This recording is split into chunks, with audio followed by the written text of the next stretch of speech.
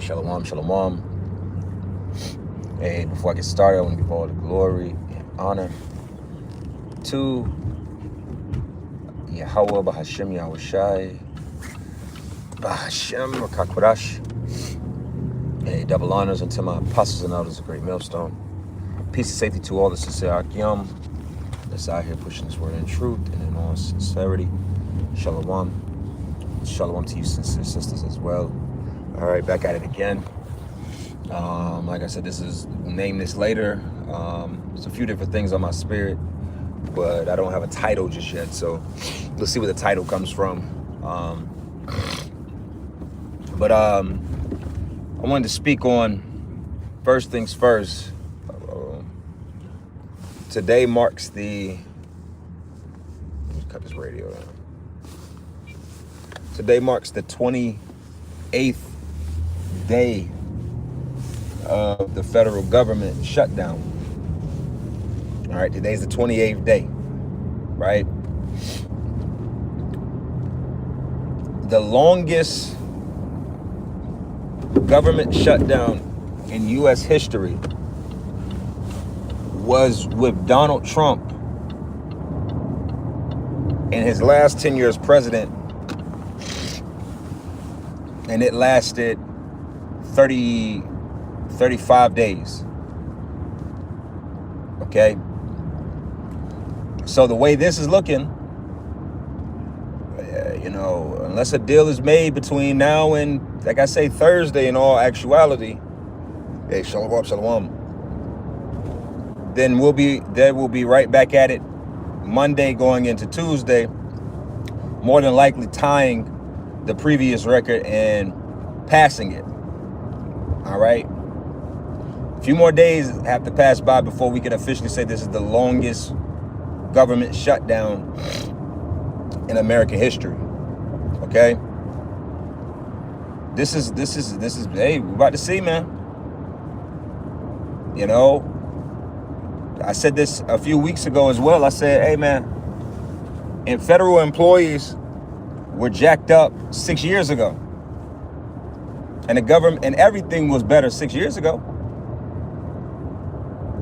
Right? Economically speaking, right? However you want to slice it and dice it. I'm not, it's always, up, fuck this place. But my point of it all is that 6 years ago, people weren't crying they weren't crying the way they cry today. They weren't complaining the way they do today. Pre-pandemic, people were not in the same spirit as they are today. That's a fact. People are struggling worse. So, dealing with the federal employees, how many of those employees do you think have the ability, the financial ability to just show up to work, live like everything is all good and not get paid? How many of you are able to go 30 days working, paying? Life goes on. You still got to feed yourself, feed your family.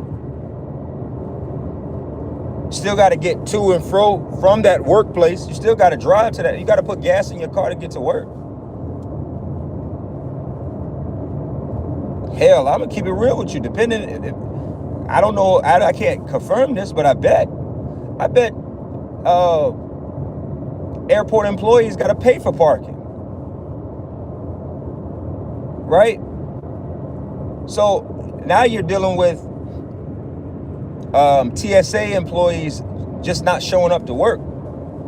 Like here in Atlanta, Hartsville, the airport already experiencing, they got lines at the airport right now that look like what the airport looked like on Thanksgiving, when people travel during Thanksgiving week, the few days before.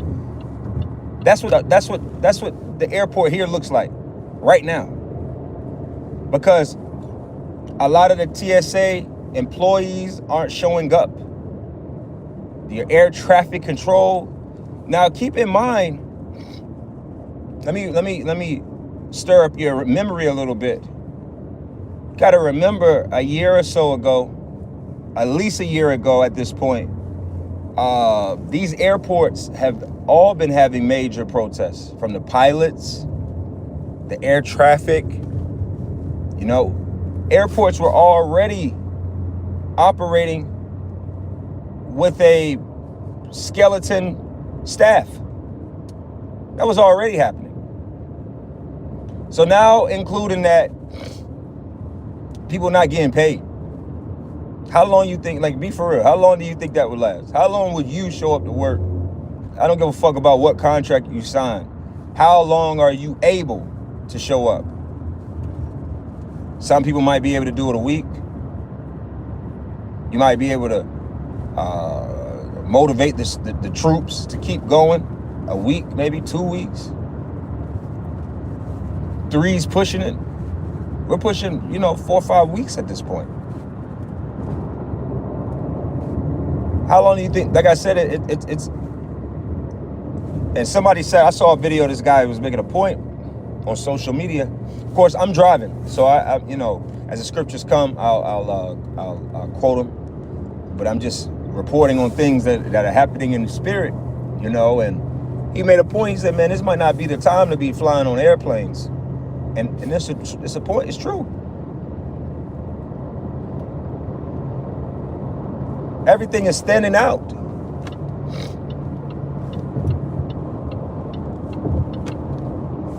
So again, next Tuesday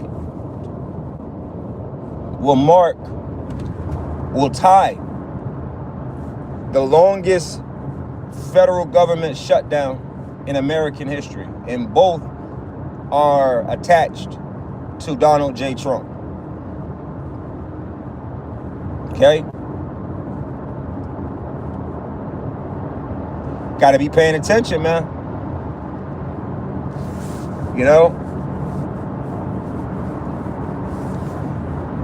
These people are not going to. One thing that America is doing is killing the morality of the people. Which is obviously part of the plan, but most people don't realize that. So you have to say it like it's part of the plan. This place is destroying. If you're, like I said a few months back, if your morality, if your confidence, if your definition of success is intertwined or based off of American success, you're failing too, because this place is failing. It's failing everybody that believes in it. I don't believe in this place. Scriptures tell us in Micah 2:10 what?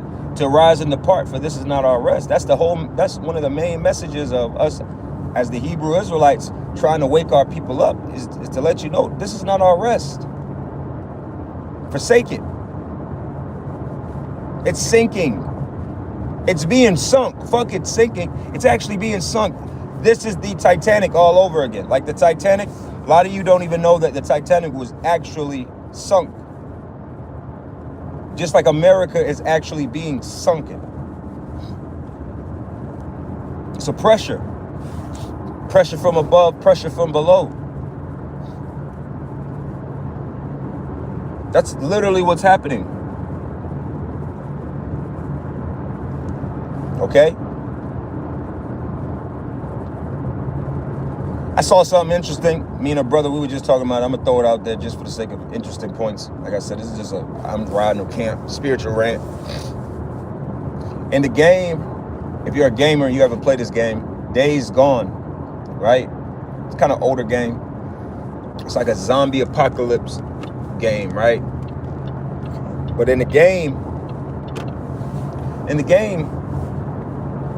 instead of it being called like FEMA, see, me and a brother were talking about this. When you play the game, the checkpoints, instead of it being FEMA, which we just assumed it couldn't be called FEMA for,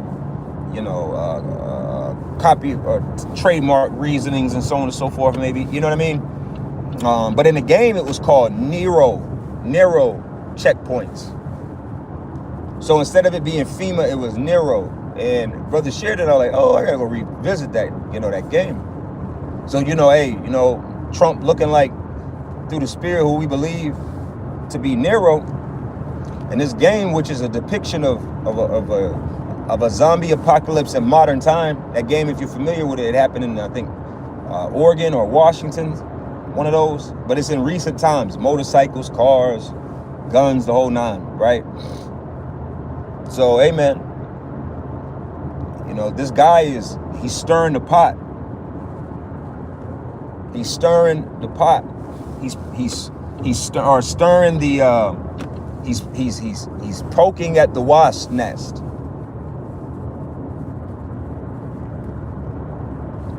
He's making the people, yep, Nero. Yeah, it was Nero checkpoints. Yeah, hey, Shalom, bro. Hey, how about you, how about you, you know?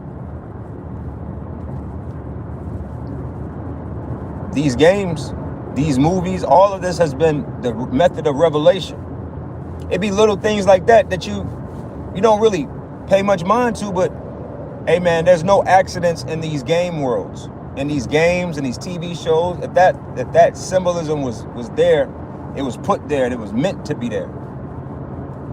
You know, this guy Nero is he's stirring the pot. He's poking at the nest. He's shaking the wasp nest.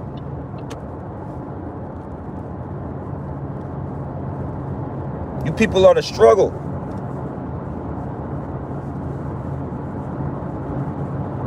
See, like that saying goes, they talk about the rich people convince black and white people that each other was the problem, and not. There's a lot of truth to that saying. You people are blaming, like I said, blaming each other, not realizing that it's the international bankers and the elite that are the ones putting belt to ass. They're the ones putting belt to ass to you people. And they're not even done.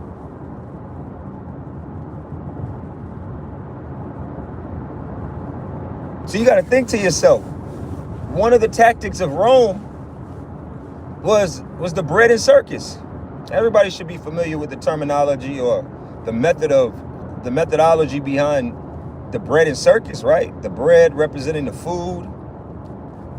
Part of what keeps people in their pocket, right? In their comfort zone is the food. See, I see a lot of videos of people online angry, you know, in a sense where it makes sense. I get where they're coming from. You know, they have zeal, but not according to knowledge. They have that zeal of, you know, what the fuck is wrong with you people, man? Don't you see what they're doing? You know, that speech. You see what they're doing to us? They're poisoning us. They're doing this. What is wrong with you? And the one element that they're not missing, that they're just like, I don't even know how to word it, overlooking, which is a great point, is the food. These people are addicted to not just the food, but the food system. They're addicted to the food system and the food itself. See, all of us on the planet Earth, right? Or I won't say planet Earth, let me not say that, excuse me. All of us in America under the age of like 70. Everybody under the age of 60 for the most part has gotten most of their food from a grocery store. You know, a market. Now, granted, you might have a small factor of a sector of people that were actually, you know, that still and were heavily farming, cattle raising, and so on and so forth. But the younger you get from that 80, 70 mark, 60-year-old mark, in my opinion, the further you get away from actual eating food from the ground, from outside your yard. Pumpkins, potatoes, sweet potatoes, beets, you know, and so on and so forth. Trading with other people that grew other shit. We are so far removed from that a lot of people honestly don't know how to remove themselves from the system, because how you gonna feed yourself? How you gonna feed yourself? So even with us, we have faith that Yahweh Shem Yahweh Shai will feed us in the times to come. I'm not super frontier, man. Most of us aren't. But that's the part that keeps everybody in compliance. That food. But see, here's the kicker. Esau is playing with the food. He's cutting the food. So what should that tell you? He don't give a fuck no more. He's cutting the bread. He's not using it as a weapon against you anymore. He's about to just cut the supply. The circus, man, the circus is through. The bread and circus combo is done. The circus is through. Music is cooked. The highlight of music is Master P and Birdman being on the same stage with each other. This is where we are.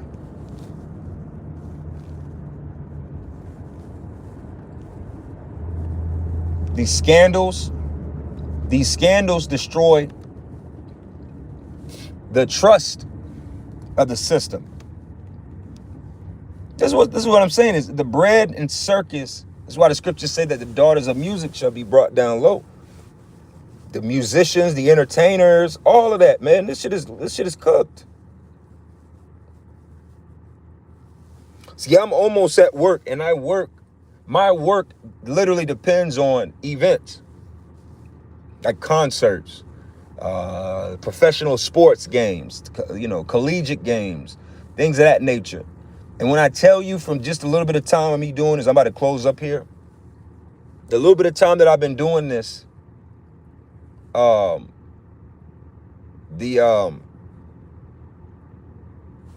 professional sports, the big sports events like the Falcons, that shit covers about 4 or 5 other events, man. These other events are shit. Ice Cube was here the other week, and it was only like 1,500, 1,700 people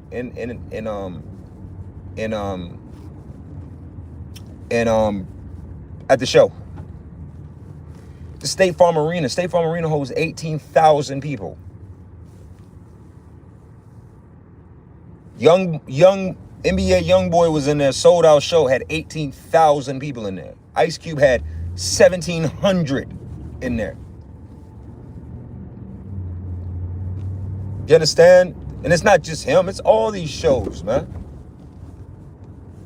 For the one big show that comes here and there, there's like 4 or 5 duds.